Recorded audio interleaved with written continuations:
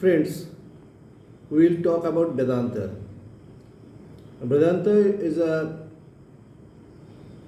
more or less small Sanskrit book and which is the basis of Indian culture, which is the highest scripture of Hinduism and which is the only universal religion. And why a Sanskrit book is the backbone of Indian culture? We should know Indian culture that India did not attack, invade any other culture or any other country in the past. But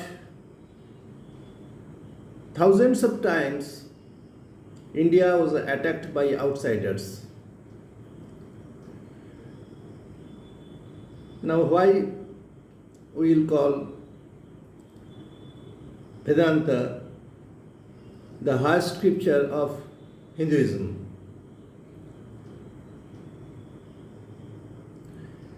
Highest scripture of Hinduism is actually Vedas. Hinduism evolved from Vedas, but Vedas is not available to readers today for three reasons. Firstly, it is so vast that Vedas cannot be completed by one person in one's lifetime. Secondly, Vedas are lost to a great extent. The Vedas we find today is not exactly the full form of Vedas which was previously. So, if we read those books as Vedas, we will be confused and misguided, because to read portion of a large book is to go into misconception. So, and the third point is that the Sanskrit of Vedas is so much complicated, so much, I will say, backdated, that it doesn't tally with modern Sanskrit. And it is very difficult to understand what the rishis, the sages, wanted to tell actually. For these three reasons, Vedas, even being the source of Hinduism, it is not readable totally. And here comes Vedanta. Vedanta is originally selected by the rishis. It is not something very new or newly modulated. It was modulated, it was created by the original sages of Vedas. And Vedanta, what they conceived is combination of 12 Vedic Upanishads, namely Isha, Kena, Katha, Prashna, Mundak, Manduko, Ittaro, Taittiriyo, Shata, Chandogya, Brihadaranya, Kaushitaki. Now, to read Vedas is equal to reading Vedanta.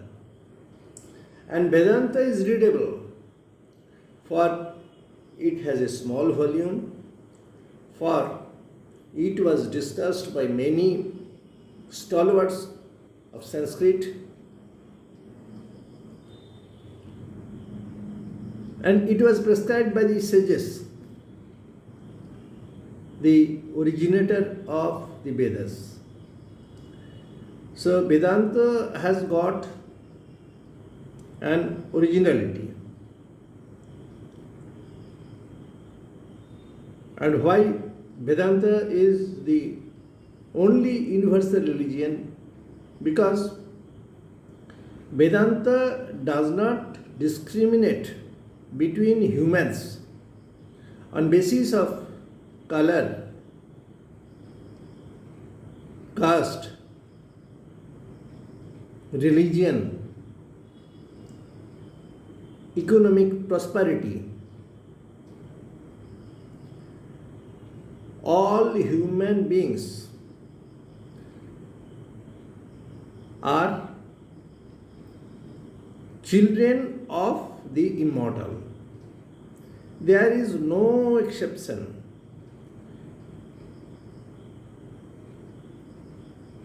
So we can accept Vedanta as the only universal religion.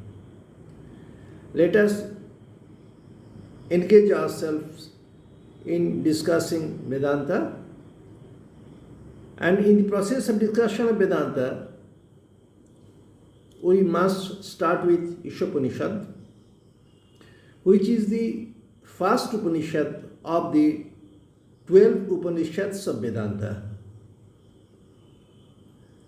and it comprises of 18 verses, starting with one Shantipat. And I will emphasize that if you can go through each and every verse of Ishopanishad, you will have a confident grasp on Vedanta. So let us start with Ishopanishad.